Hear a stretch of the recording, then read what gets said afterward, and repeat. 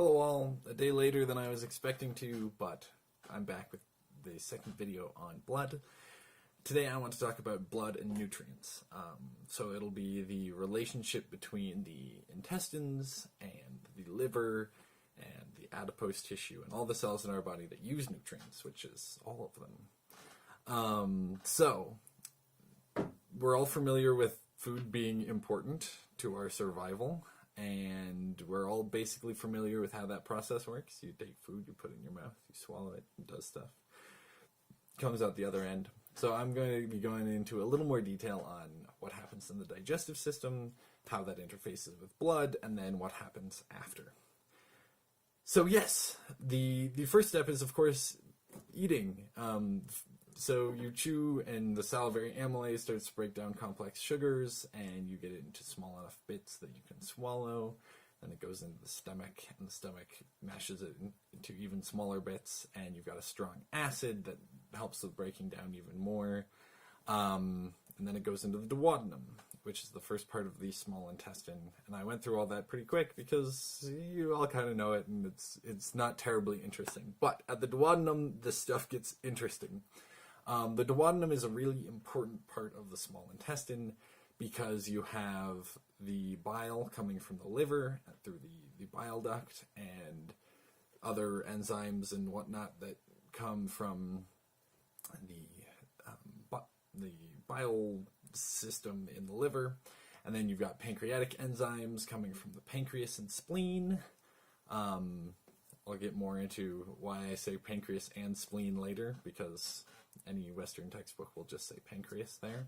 And then the really out there from the Chinese medicine perspective is you get qi, a particular type of qi called Mingmen, which is roughly translated as kidney fire, from the kidneys. And it passes through the triple burner into this area right at the beginning of the intestines to help digest food. I can talk more about what Mingmen is in another video.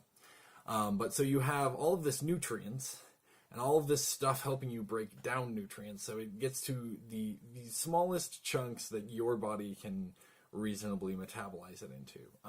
And for some things that works really well. For other things like lactose, we need help.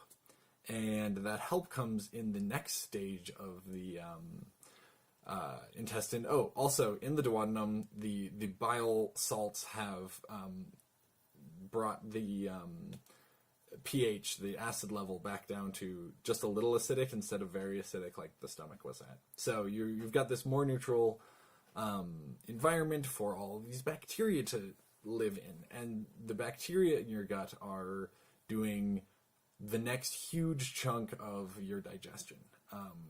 And they're also producing the gas that we know as farts. But it's really important to have a healthy gut biome. And there's lots to talk about with probiotics and re-regulating your gut system. And I'm not an expert in that, so I won't get into that today. But I'm definitely going to do some research and do a video later because it's fascinating stuff. And it's something that I want to learn for my own education, and I'd love to give a synthesis to you guys.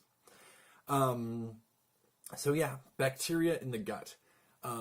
Kind of as a tangent, we'll get more into this much farther down the road, but the gut bacteria, along with providing nutrients, actually have some sort of communication with the rest of the body, either through the blood or through the nervous system or something. We're still kind of sussing out how this works, but there's some really interesting studies with different gut biome in mice and their psychological differences, including one with a yeast overgrowth, who the mice with the yeast overgrowth would wear themselves out at a task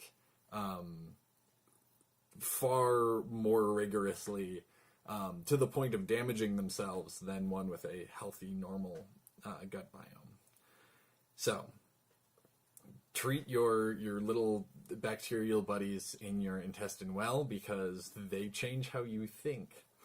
So they've done all this stuff and we've done all this stuff and we've broken down food into the smallest units possible, and those are single macromolecules. So these are in the order of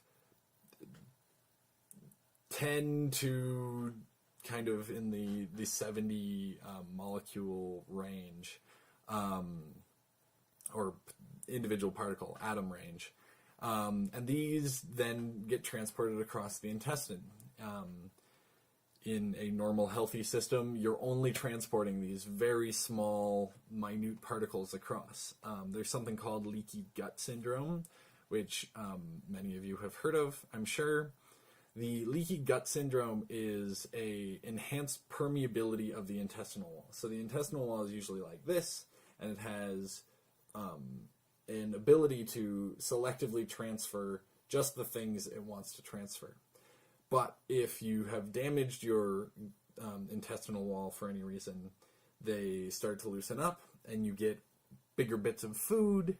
You get some of these bacteria that are very helpful in the gut, but you don't want in your blood. You get toxins from the bacterial waste that you should be eliminating through feces. Things that you don't want in your blood get across the barrier. And this can cause a whole slew of problems.